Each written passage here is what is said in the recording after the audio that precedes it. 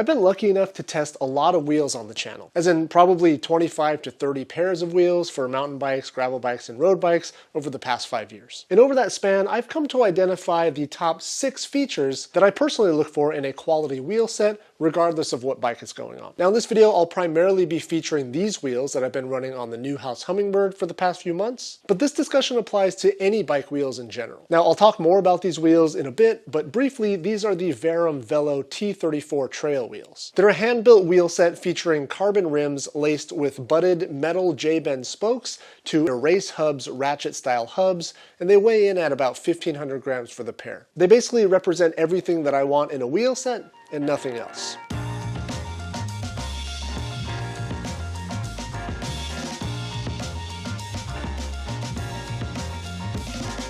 So the first thing that I look for in a wheel set is actually the hub design, specifically at the freehub engagement mechanism. Now I would say that 90% of all wheels use one of two designs: the more traditional pawl style design and then the more recent ratchet style design. And in my opinion, the ratchet freehub design is the superior option. It's a more robust design created by Swiss inventor William Hugi back in the mid-1990s, and then later bought and patented by DT Swiss. So instead of several individual spring-loaded pawls which bear the entire pedaling force and are easily lost or misplaced, the ratchet freehub design uses a pair of ratcheting rings with ramped teeth machined into opposing faces. The benefit here is that the pedaling force is evenly distributed over every tooth on the ratchet ring and not just a few pawls. And the entire design is simple. All the parts are basically standardized and easily replaceable. This design is also what gives the ratchet freehub its unique sound.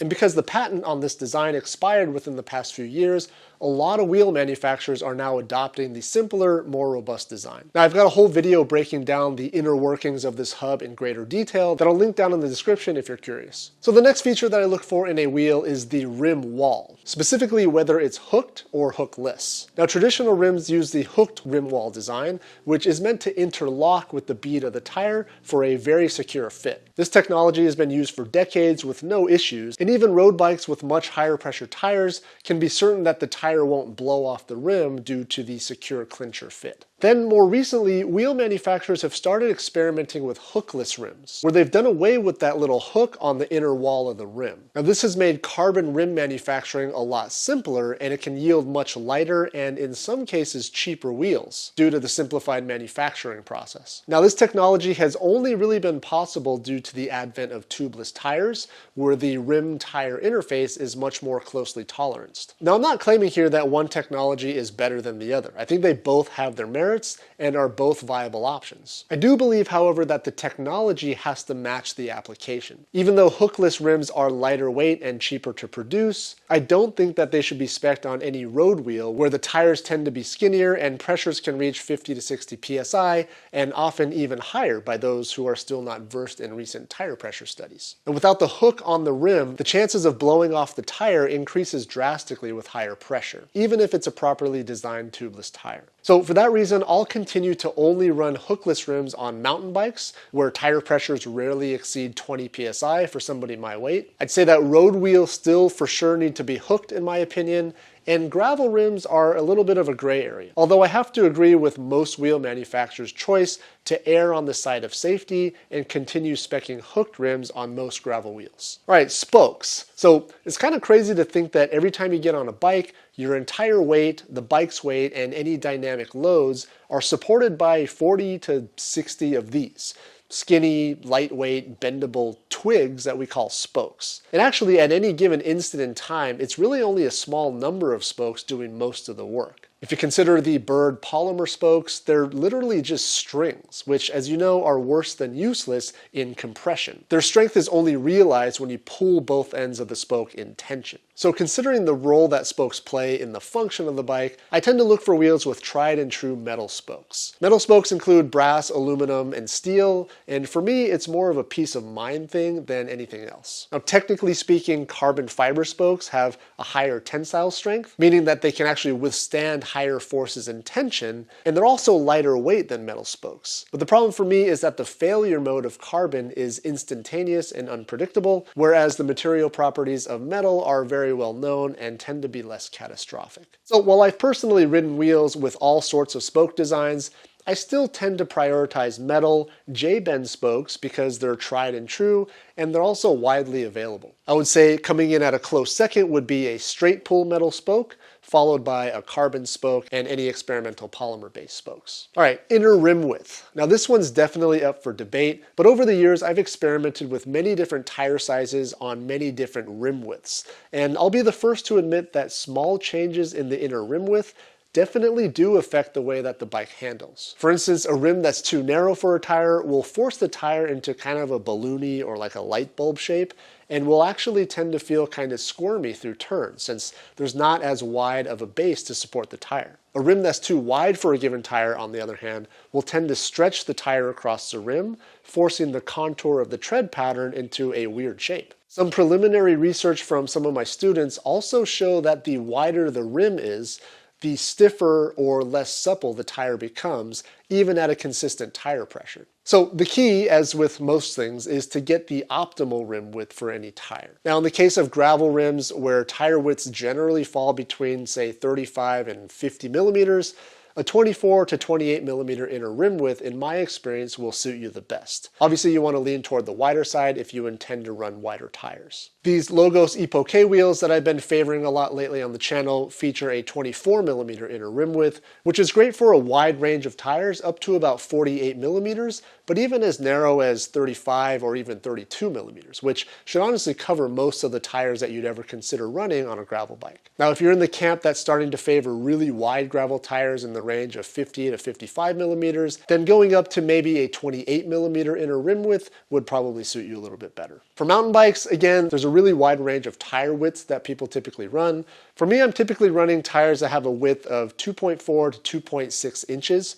And for me, an inner rim width of 30 to 34 millimeters has been sort of the sweet spot. Now for road wheels, where the range of tire widths is a little bit narrower, typically falling between 28 to 32 millimeters, I prefer to stick to an inner rim width between 20 and 22 millimeters. And then for the penultimate feature, rim material. Now we can honestly probably do an entire video on this topic, but for time's sake here, I'll briefly share my thoughts on the two most popular rim materials, aluminum alloy and carbon fiber. Now, alloy rims are found on nearly every complete bike, and I think those stock wheels tend to give alloy a bad name as a rim material. Stock wheels are typically overbuilt, relatively harsh, and often really heavy. However, the jump from a heavy stock alloy wheel to, say, a mid-range, decently spec'd alloy wheel is pretty massive. Now, a mid-tier alloy wheel might set you back $400 to $500, but the improvement over stock is pretty incredible in most cases. You can typically expect to drop 1 to 2 pounds of rotating weight,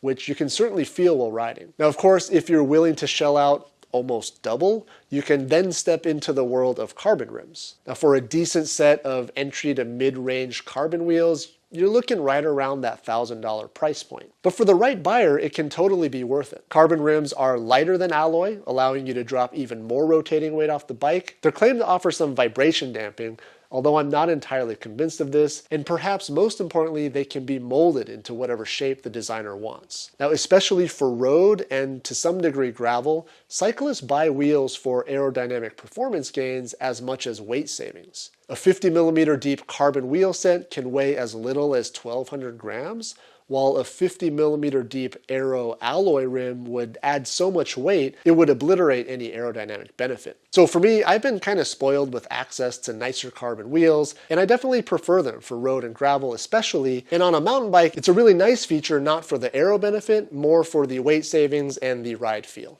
But I'm definitely not one to turn my nose up to alloy rims either. I'd argue that a well-designed alloy wheel set can make a huge difference in ride feel and offer peace of mind that it'll stand up to some serious abuse. Okay, so lastly, what about weight? Well, some will say that weight doesn't matter and you should always prioritize safety and longevity, while others are married to the idea that rotating weight is the root of all evil and is to be minimized at all costs. And as usual, I tend to fall somewhere in the middle, considering both sides and finding a reasonable balance. So what is a light wheel and how light should you go before you start to worry about the durability of the wheel? Well, again, that's going to vary from person to person, but for me, I weigh about 155 pounds and I ride pretty light, meaning I'm typically pretty careful on line choice and I never really Red Bull rampage my way down any trail. So for that reason, the wheels that I typically am most comfortable on and have proven to be durable enough for me and my riding style are as follows. Mountain bike wheels that I typically choose generally fall in the 16 to 1800 gram range.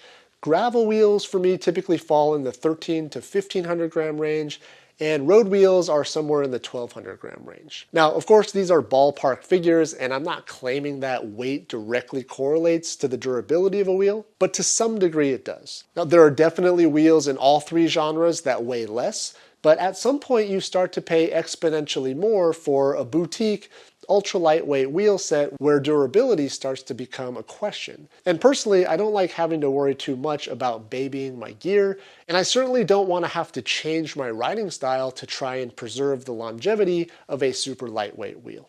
Okay, so there you go, 6 key features to consider when shopping for a new wheel set. And it's not just weight and degrees of engagement. Now, I've been showing a lot of clips of this wheel during this video, and that's because this and a couple of others in the garage here really check all the boxes for me when it comes to a quality wheel set. These are the Verum Velo T34 trail wheels. They're a 29-inch carbon rim mountain bike wheel set, hand-built by Charles from Verum Velo down in San Diego, California. These wheels weigh in at roughly 1,500 grams for the pair.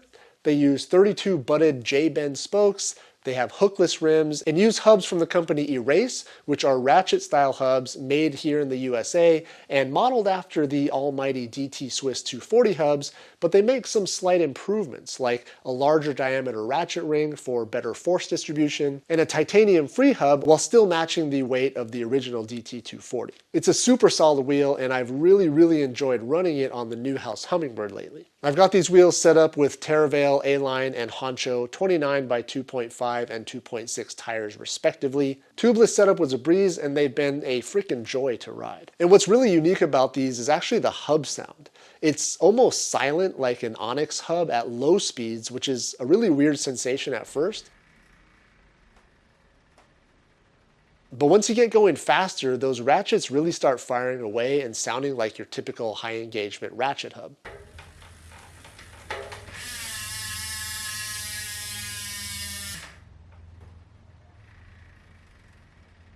Now, I spoke to Charles from Verum about this, and he didn't have a definitive answer about it, but we both kind of suspect that it has something to do with the larger diameter ratchet rings. Anyways, really cool wheels, locally built here in California by a super knowledgeable guy, and they seriously check all the boxes for me. Now, if you want more information about Verum Velo, I've linked their website down in the description. If you have any questions about these wheels or my experience with them so far, just drop them down in the comments and we'll do our best to get back to as many as we can. It's going to do it for this one. Thanks again for watching and thanks for subscribing to the channel if you haven't already, and we'll see you next time.